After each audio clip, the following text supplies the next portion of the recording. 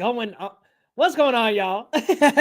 Welcome, guys. It's a new segment I'm rolling out here on the channel, talking some MCU news and rumors, guys. There's so much MCU stuff happening day to day, y'all. I mean, seriously, it was honestly hard for me to culminate a bunch of news just to talk about all this on the show because there's so much, y'all. But there's a lot to talk about today, including Wanda potentially coming back to the MCU, y'all. I feel like we all know that that's going to happen, but Elizabeth also said in a video, did a little bit of a tease when somebody asked her about Scarlet Witch returning to the MCU. There's also Steven Yeun, who has now been cast in Thunderbolts in a key role. And then also a lot of other goodies, guys. We got some Kang Dynasty stuff. Namor's in Kang Dynasty. We also got a production update. And we got to talk about some stuff with Ant-Man and the Wasp Quantumania because, wow, guys. They already came out and said the VFX workers for Ant-Man and the Wasp Quantumania were understaffed and working on tight deadlines because most of the VFX team were actually prioritizing Black Panther Wakanda Forever. So that's a mess. That's a huge mess. But hey, guys, if it's your first time on the channel, welcome in. This is Geekly Goods, guys. The name is Leo Rydell. Here we talk about news about the MCU, DCU, and beyond, guys. We also do movie reviews, reactions. Y'all, I'm definitely going to be doing a lot more MCU, DCU coverage, as well as reactions still and reviews still as well. So thank you so much for joining me tonight. But we are going to start breaking down some stories. Starting off, guys, I really want to start off with the Marvels. Because remember, that got delayed, but we figured out a reason why. So this is coming out of the Wrap. Let me go ahead and share that. This is coming out of the Wrap, guys. And this specific little paragraph keys us into what potentially was the reason behind the delay. Now, it says in this paragraph, The Marvels, a sequel to the 2019 film Captain Marvel, sees intergalactic hero Carol Danvers team up with WandaVision breakout star Monica Rambeau and Ms. Marvel protagonist Kamala Khan. Originally set for release at the end of July, Disney has instead given that late summer release slot to Justin Simmons' Haunted Mansion, moving the Marvels to November 10th to give more time for post-production to complete, according to studio insiders. So no video evidence, no massive evidence, but the Wrap is one of the bigger trades, and they are reporting that, of course, this is the reason why. So there's been a lot of complaints, and y'all got to let me know down in the comments what you think about this one. There's been a lot of talk about Marvel lately and the quality, and I know the quality is not only with the visual effects. I know it's a lot about story and characters and fleshing out deeper storylines, and that feels like things are very rushed lately, and I think giving a little bit more time to post-production will at least help beef that up, because, I mean, as much as I like She-Hulk, and I went wild. I capped on Twitter earlier and said, She-Hulk over Loki. I did it. I went there. But the VFX were not great. And I can at least admit that. The VFX were not that great. So I already know that them pushing back the Marvels to really beef up the VFX and really tune up those visual effects, definitely think that was the best idea going forward for them to go ahead and just really focus on improving the look, especially for an intergalactic film like The Marvels, which has 3 incredible stars in it. Very excited to see all 3 of them riff off of each other. The poster looks fantastic. Let me actually see if I can bring up a picture of the poster. The poster looks great. I mean, the Marvels poster looks awesome. It's got me really hype about it, but I'm very happy they decided to take a step back and decide to give this more room to breathe. And also, let's be real, guys. Things are just clumped together way too much now. Hey, what's going on, Novice Cinephile? Yeah, I capped. Listen, She-Hulk, I'm sorry, She-Hulk over Loki. But we gotta, I'm going back to this because I know I will get grilled for that. But the Marvels, I think another big problem with Marvel is there's just so much coming out. It's hard for people to keep up. I'm keeping up because I'm covering all this stuff, but like a lot of my friends who are really, I'm talking really into Marvel, maybe not deep on film Twitter and deep on YouTube or anything like that, but they're really into the MCU. They're really into Marvel. A lot of my friends cannot keep up because there's so much coming out. I mean, think just last year alone, we had Thor, Love and Thunder, Multiverse of Madness, Black Panther, Wakanda Forever, and Moon Knight, Miss Marvel, and She-Hulk. That's a lot back to back. And if you count the shows, each of them is what, 6 to 8 episodes roughly. So that's 8 weeks plus movies plus it's a lot. It's a lot. What's going on, Jacoby P? I think a lot of people will not agree with me there.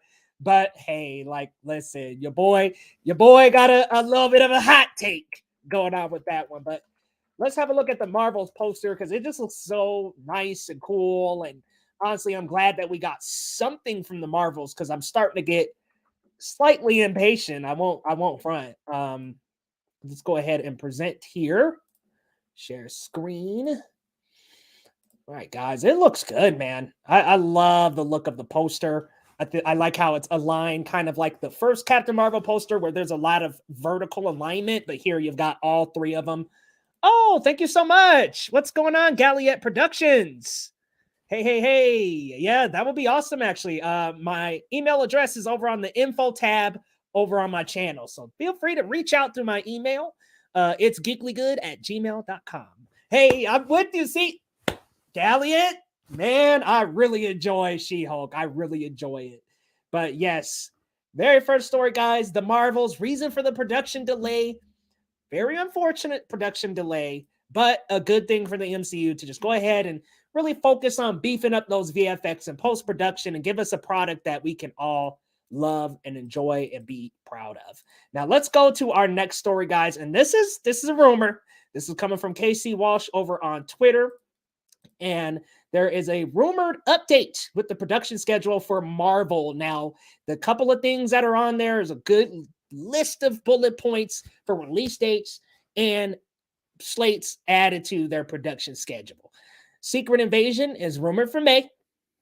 Loki Season 2 is rumored for June. Doctor Strange 3 has been added to the production calendar along with Eternals 2 and Shang-Chi 2. So y'all let me know which one you're most anticipating, which one you're most hyped for. I gotta go Eternals, I'm gonna be real. But I am really, really looking forward to Secret Invasion. I'm hoping that we get some news about that release date sooner than later. I need an official confirm from Marvel, giving us some kind of insight on that. Because, geez, it's felt like it's been forever since we've heard anything about this. Honestly, we got the clip in what was that, like September? October? We got the trailer, and I'm like, crickets. Love the poster, the colors. Yep, the logos. All looks so good. It's just all so nicely and crisply and sharply aligned. It looks good. They're not going the Inhumans route with the Turtles. Yeah, they're not going to go ahead and blow that up and start over. I'm actually glad. I know that it wasn't well received, and I know that people don't love the Eternals, but I think there are quite a few people who really did love the Eternals. But I'm kind of glad that they're not going that route and doing the reboot thing. But we really need to start making some decisions here on release dates. I mean, come on now. When is Secret Invasion coming out, y'all? Because May is not that far away. It's 3 months out, or less than 3 months out now. We're headed for March. So if we're talking first week of May, we're 2 months away from May. So it's time to get some release dates going. Like, give us a little bit of a hint where we're going here. What are we doing? Also, I feel the same way about Loki Season 2. That's 3 months away. Like, what are we doing here? Are we going to wait? Are we going to delay one of these things?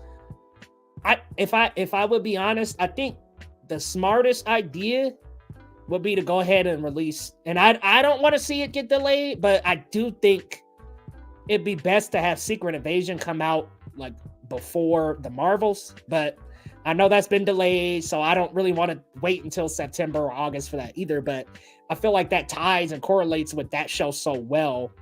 It'd be best to have it playing alongside the release of the Marvels. Man, Shang-Chi 2. That first Shang-Chi, that is literally the best fight choreography in the MCU I've ever seen, not counting Daredevil. Like,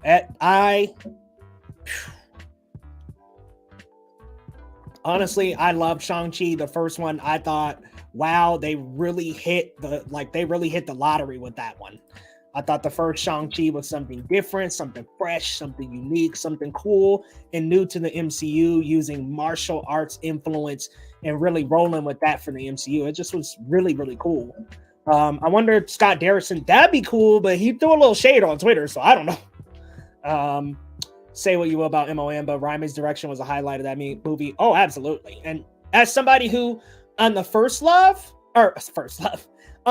view of Multiverse of Madness, I'll admit it, like I was a little bit disappointed. You can go to my review on the channel. I was not saying great things about Multiverse of Madness, but on subsequent rewatches, it's gotten an ounce better every single time, whereas Love and Thunder has actually been the opposite. Started out high, loving it, and then the more I watched it, the more I was like, phew, I won't lie, this is a little bit laborious to keep going back to this, which is not necessarily what you want on a rewatch of a Marvel film. I mean, you want to be able to go back to that and enjoy it each and every time, like Ragnarok and Iron Man.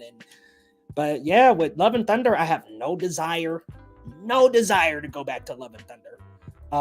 And I know I'm not alone in that take. I know that there are a lot of us who feel the same about Love and Thunder. So I don't know if there's going to be a Thor 5, but if there is, maybe we depart from Taika this time. Now, I love Waititi, a lot of his films, Jojo Rabbit. I really like his filmography, but I don't know, maybe not this time.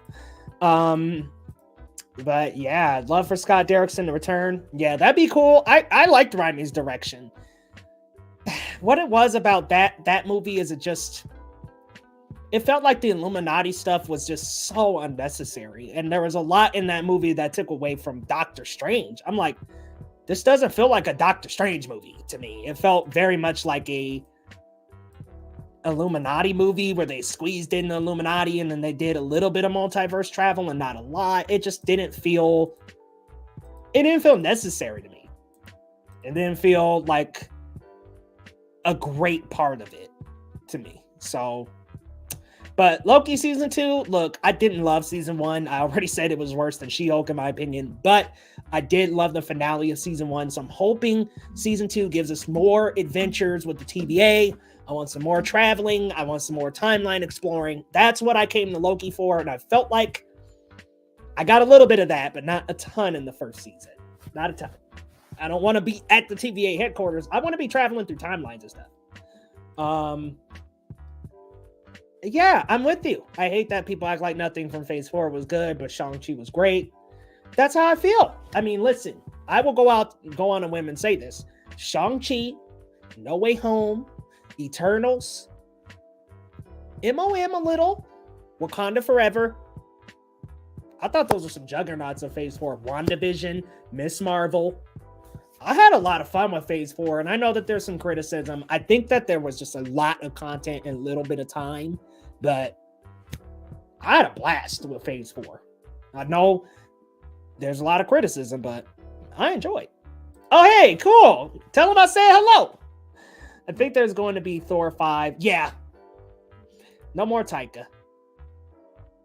Same. And when he threw that shade, I was like hoping maybe he would give us a little snippet of what he had in store for his Multiverse of Madness. I was like, well, don't just throw shade and then not say nothing. Like, throw some shade and then let us know. let us know what you are going to do with it. Yeah, I would have loved to see what he had in store for Multiverse of Madness, but we also got Shang-Chi 2, yep, Loki Season 2, Secret Invasion.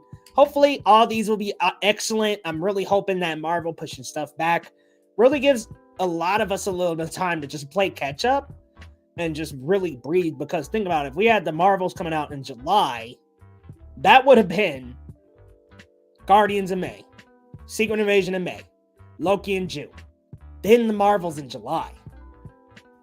That's a lot to keep up with, man. So let's go ahead, guys, and move on to our next story. Now, this is coming out of vulture.com, and this is so unfortunate because the VFX industry is known for this kind of crap, and so is the animation industry. But let me be real with you guys.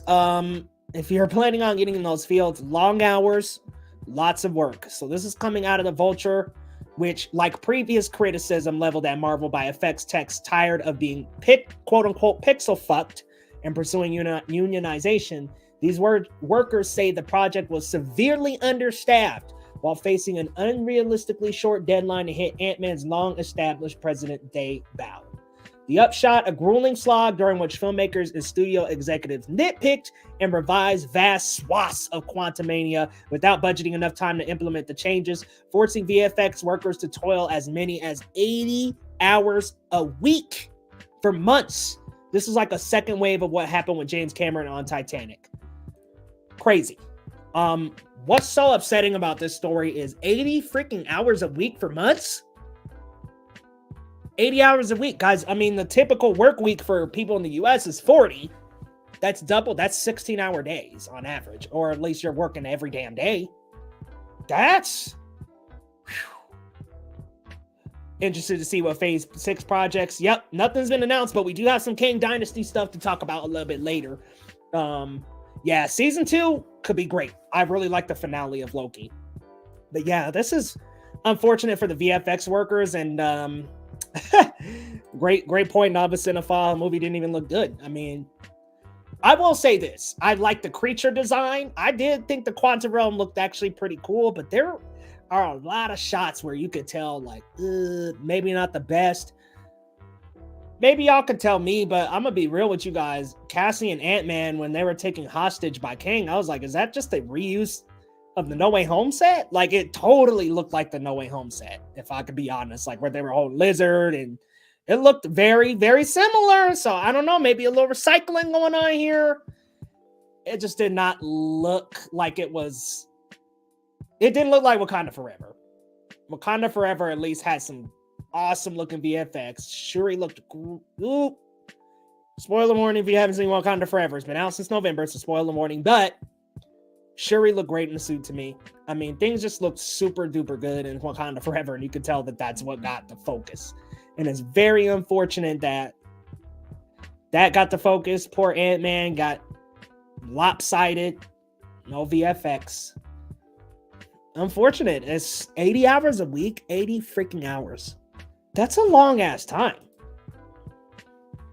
Yeah, they got it. They really got to give them more time, Mike. Scale back. Give your VFX workers more time. Have them come through and just really work together to coordinate a great look for the MCU. Y'all know Iron Man. Look at how that looks. I mean, just I've gone back and watched Iron Man for a show I'm doing over on Cinemania World, revisiting the MCU, and honestly, guys, Iron Man, the first one, looks great. Like, visually looks spectacular. Especially because the suits are mostly, especially the one, the Ironmonger, that's definitely like practical. And then most of Tony's like suit in the first one is practical. So it looks so good. And I mean, remember Avengers Endgame, Infinity War, them movies look good, bro. But stuff lately, She-Hulk, look. What I said about She-Hulk is something I cannot get out of my fucking mind. And it's just that her hair looks weird. Like when it's down, like it looks like a sim character, but when it's like in a bun, it looks fine. She looks fine. Look at her in the scene where she, and this is it. Hey now, hey, don't come at me here. But look at the scene with Megan Thee Stallion when they're twerking. When she's got the hair up in the bun before they start the twerking, it looks awesome. Then when she takes it down, it's like, oh, it does look a little bit odd. So definitely need some more time for VFX on this stuff.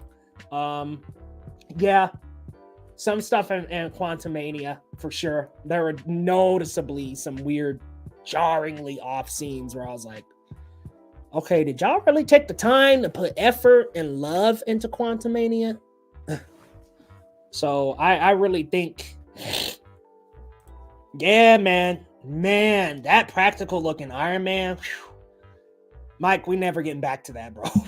We're just never getting back to that, are we? It's like, man, those practical suits looked great. I was like, damn, dude, this is how the MCU Phase 1 was looking, 2008. Even just like the flight, the jet boosters, everything looks awesome. Like the power blast he's doing, they just look really, really clean and sharp. What's going on, Perk? Good to see you, man. Let us know what you think about some of this MCU stuff. We're just talking a little bit about the VFX and how the workers have been overworked for Ant-Man and the Wasp Quantumania. Very 80 hours a week. absolutely ridiculous. Like, nobody should be working 80 freaking hours a week on anything. I don't care if you're a YouTuber too. You shouldn't be working no 80 hours a week. Yep, because practical. Yes, and I will say there are definitely some scenes to see. The penultimate episode of She-Hulk looked great. The Daredevil stuff was awesome. That stuff, if She-Hulk went on that, like had that kind of quality, of the last 2 episodes, the whole show through, I think a lot more people would have been on board. Because what was so good about She-Hulk, the finale, was it went places, like it went to these wild, extravagant places that I think, I would say some of the people that didn't enjoy it all the way through actually really wanted the whole time through.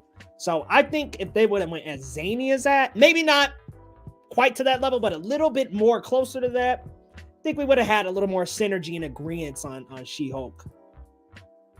He said, all I saw was twerking. I'm not looking at the hair. Yeah, I don't blame you. Listen, the internet was in an outrage over that episode, and I was like, look, hold up.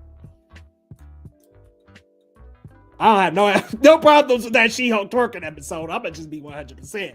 I was like, hey, look, we can do that every finale if y'all want. I ain't mad. Hopefully Guardians and the Marvels VFX look good. Yeah. Hopefully so, and I think Guardians is their shining star. I definitely think we're all in agreement that that's probably going to be a dub for Marvel. Like, I don't think we have. I don't think that's going to be an L. The first 2 Guardians are great. Most people love them, but Marvel Studios needs to drop a bag off to James Cameron's special effects team, man. Because let's be real, I didn't love Avatar, but I love the look of it. And wow, I felt like I was in Pandora. But guys, let's talk about this news with the Thunderbolts. Quick little story here and a great update. Steven Yeun is now a part of the Thunderbolts cast, has been cast for a key role. And they don't say anything about who he's going to be. They don't say anything about if he's necessarily going to be a villain or part of the Thunderbolts or anything. So we have no news as to who he's going to play, but I've seen speculations that he might be Sentry. I've seen Reed Richards. I've seen Amadeus Cho. I think all of those are fantastic choices for him. I think if I had to guess, my thought was, I think he's going to be Sentry, but I don't know. Obviously, maybe he could be Reed Richards. I would actually love that. We're talking key role here, though, so I'm like, I don't necessarily think, unless they're bringing in Amadeus Cho, they already have Red Hulk. So we're going to keep on. I don't know. It's kind of weird.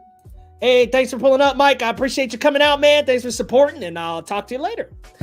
But yeah, I don't know if we want to do Red Hulk, Amadeus Cho, and then in the MCU, we're still going to have Bruce Banner and Jen. I don't know. It feels a little overwhelming, but hey, if they can make it work, they can make it work. And if it means we get Red Hulk a part of the Thunderbolts, super here for that. Because I would love to see that. Thunderbolts team, I'm going to be real with y'all. Looks boring. It's all super soldiers. We got Bucky, Yelena, Ghost, who is the only non-super soldier, Red Guardian, and who am I leaving out? John Walker. I'm like, that? Oh yeah, don't forget Scar. So we have She-Hulk, Scar, maybe Amadeus Cho, Red Hulk, and Bruce Banner Hulk. That's 5 Hulks, man. Like, and as a Hulk fan, as you can see, I love Hulk, but that just seems like a little much. Probably Amadeus, yeah, we'll see. Reed Richards would be cool, but yeah, they said they're going to start with Sue Storm and then build out from her.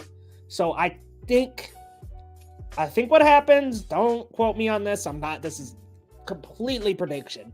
I think they will announce Sue Storm at San Diego Comic-Con, and then they will build out from there, but they won't have the full team. They'll just be like, hey, we have our Sue Storm, whoever it is, if it's Mila Kunis, whoever, they're gonna have that actress there, and then that actress is who they're going to build around. Oh no, they snatched him up. They trapped him. Yeah, come on. Like, I don't know. I definitely think Thor: Love and Thunder had people a little riled up about Marvel, but I still got faith, man. I still like Marvel, man. I still really enjoy Marvel, and as y'all can see, I very much enjoy Marvel as I'm here talking about it. But yeah, hope it's not Mila Kunis. Yeah, she was seen talking to the director, so I was like, all right, well, maybe I don't know. To be honest with you, Jacoby, I don't know if I would hate it, but am I in absolute love with the idea? No, not really.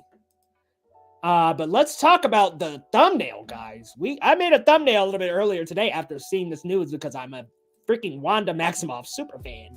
But Wanda was being asked, I don't know exactly where this is, guys. Maybe one of you knows where it is, but I don't know exactly where this is, if this is a convention or if this is some kind of panel that she was a part of, but somebody caught this live on video where she was being asked about Scarlet Witch. Let's give a listen to the video here.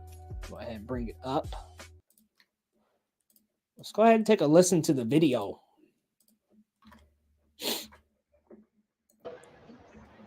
What future storyline for Wanda do you want?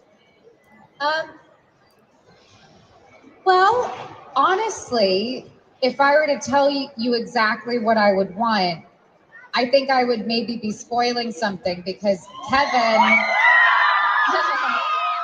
Kevin Feige genuinely asks us what we want to do with the character, and then he does it.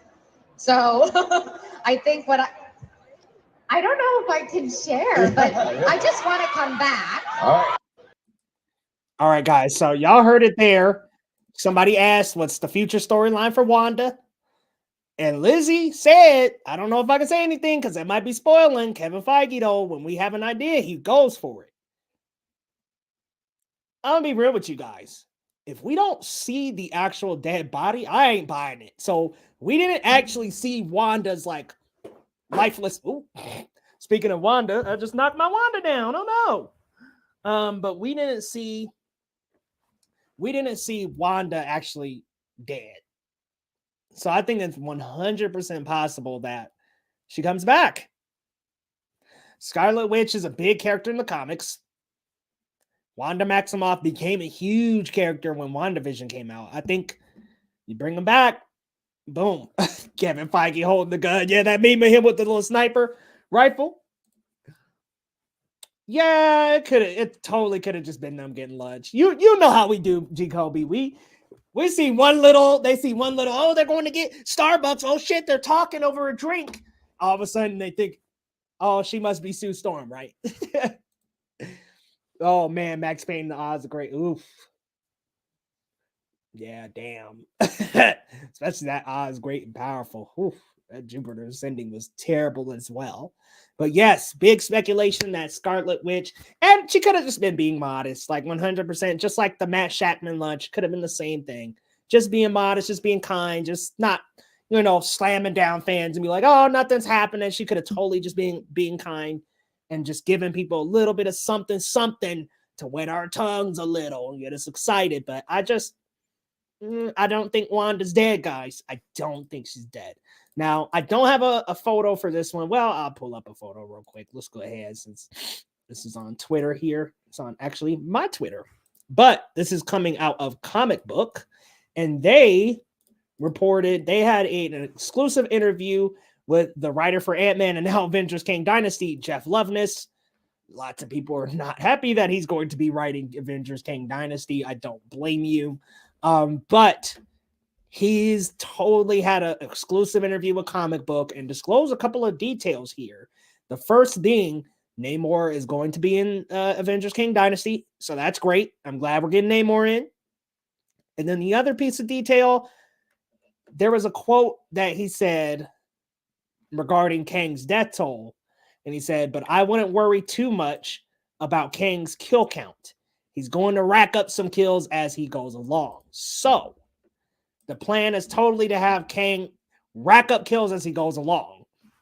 I don't think it necessarily means, I just don't think it means like, hey, he's going to take out everybody in Kang Dynasty. I definitely think as he goes along, we're going to see some stuff. He did also say in the interview he didn't want to kill Michael Douglas. And I'm like, but there was no consequence for the Ant-Man team.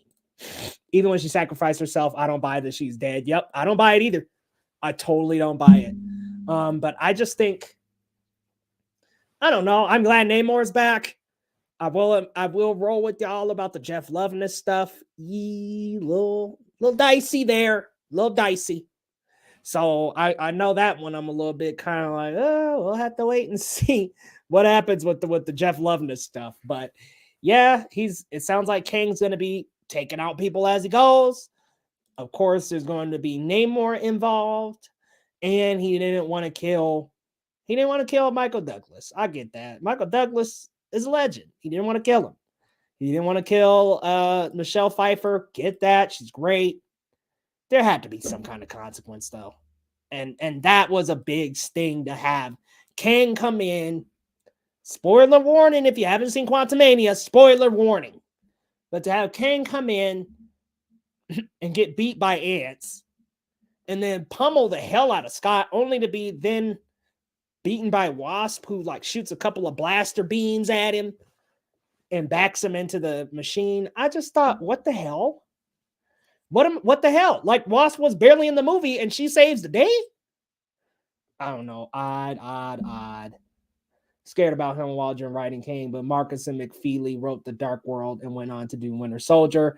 Right. It doesn't mean that just because you have maybe one stinker does not mean that you're going to just topple over each and every time. So that I'm not like too nervous about Jeff Loveness being on this project, but Quantumania, be real, wasn't great. Wasn't the best. So definitely a little bit of a bummer there with Quantumania not being the best, not being exactly. I mean, and I know a lot of people don't like the Ant-Man franchise, but me, big fan of Ant-Man. Big fan of Ant-Man, guys. Huge fan. So a little bit of a bummer. I really wish. Oh, you guys see my StreamYard. I really wish that I just really wish it would have delivered a little bit more. And I'll be honest with you, I think that it was a little too aspirational to do Kang the Conqueror and the quantum realm and all this stuff. It was just a little too big for an Ant-Man story, I think. I think Ant-Man belongs kind of like in a more chill, down-to-earth, connectable environment. Also, Jeff Loveness did say that he was going to have Jennifer Coolidge in Ant-Man and the Wasp: Quantumania. And I was just like, what the hell? Like, not that I have anything against White Lotus, but I just thought it was a little odd. Jane, I know Love and Thunder was like a nice send-off. Yeah, I definitely don't think so. I think at the very least back in Secret Wars, maybe more. I don't think that was the end for Jane Foster either. But a quick little tidbit I wanted to talk about too. Let's head on over in the DCU. We'll also talk about this quick little story. Couple things with the DCU we gotta address. Let me go ahead and pull up one that I wanted to talk about first regarding Aquaman. Yes, I'm sure you guys heard it. Aquaman did not have a good test screening. But let me find that post. Here we go. So this is coming out of the Hollywood Handle and smallscreen.co.uk, which, I mean, audience test screenings, grain of salt. They're never always exactly how we're all going to react to the things. But Aquaman and the Lost Kingdom is reported to have had test screenings and reactions have people calling it the worst DCEU movie ever. Which, okay, I got to ask, the worst ever? David Ayer, Suicide Squad, Justice League. I think we can all agree most of us have that at the bottom of our lists. So we really saying this is worse? I don't know, man. I like the first Aquaman. Did I love it? Nah, but I thought it was a solid entry into the DCU. I thought it was solid. Yikes, bro. The worst of the DCEU? So are they gonna cancel it like they did Batgirl? Like, what are we doing here, man? What are we doing? And we'll go back to the Shazam one. Tracking between 43 and 52 million during its domestic opening weekend. This is one of the worst opening weekends in the history of the DCEU, worse than Shazam and Black Adam. So let's be real. I was hype, and y'all could see that I did a live stream on here. My man G Kobe, Mike, Perp, you guys know the live stream, reacted to the James Gunn news. It was great. The problem The problem with doing that was that what happens to things like this? What happens to Shazam, Fury of the Gods? What happens to Aquaman? What happens to Flash? The Flash now testing apparently as one of the best superhero movies, period. So that's what a weird swing that is, to have the Aquaman to be testing as the worst DCEU movie ever, and then the Flash potentially one of the best DC movies ever. So weird, so odd, but very, very disappointing news. But Shazam, I think, yeah, it was me that actually tweeted this. Coming around Shazam, you got Creed 3 on March 3rd. You've got Scream 6, John Wick Chapter 4 on the 24th, and the Super Mario Brothers movie on April 7th. It's completely bookended by big franchises. Completely bookended. I totally looked up earlier and saw that the John Wick box office and John Wick 3 and Shazam 1 had very similar box office numbers. So that's not good for it. Scream 6, a big juggernaut in the horror industry. Creed 3, and then the Super Mario Brothers movie. That's rough. That's tough right there. So honestly, and with Helen Mirren said that she said in an interview, "Don't ask me to describe the plot. It's confusing." I think she was totally just joking, guys. Like, that was, if you read later into the interview, she said she loved the first Shazam and that suiting up in the suits was like super hot and unbearable. So I think she was just joking. It has very much died down. Shazam 2 really, really died down. And yeah, like the Zachary, it's like, dude, just leave that in the freaking drafts. Talking about like retweeting and talking about the vaccine. And it's like, dude, come on, man. Come on, man. You should know better than that. You should know better. Come on, man. Did not help anybody. Did not help anything. So massive, massive, massive disappointment with Zach on that one. I will admit, when I seen that tweet, I was just like, man. And yeah, I mean, everybody misunderstandings and, oh, he's been feeling this way about just pharmaceuticals. Okay, it's not necessarily exactly what he means or meant by the tweet. It's just that it happened before Shazam. Not a good look, man. Not a good look. But guys, that wraps up the first edition of MCU DCU news here. I'm actually going to name it The Grapevine and going to do it on Thursday nights. Try to find a bit of a time where we can all tune in. I think Friday nights is a little rough, but I wanted to just get this first one out before I do a little bit of tinkering with the branding and things like that, and tinker up with this one. And of course, my Sunday live stream with my streaming partner, Marcelo's Dirt on Twitter, Loretto. Love them, man. We're going to be streaming again Sunday. I'm sure we'll be talking some SAG Awards and a little bit of this news as well. So, guys, definitely tune in. Thank you so much, my man G. Kobe, pulling up, man, supporting the stream. Mike, Novice Cinephile, Perp Minded. I saw some other people pop in here too, Galliot Productions and others. Thank you guys so much for popping up, guys. I'm definitely going to be chopping this up into some shorts, but come on back next Thursday. We're going to be talking about MCU, DCU news. There's things coming out every single day. So you will find it here on my YouTube channel, on my shorts, or either on my Twitter account. All of them are at Geekly Goods, guys. So definitely be sure to follow. And hey, if you're new to the channel, hit that subscribe button down below, guys. Y'all know the drill. Y'all know the drill if you're on YouTube. If you're new around here, stay true around here. Hit that subscribe button if you're new. And guys, we will see y'all next time on Geekly Goods, baby.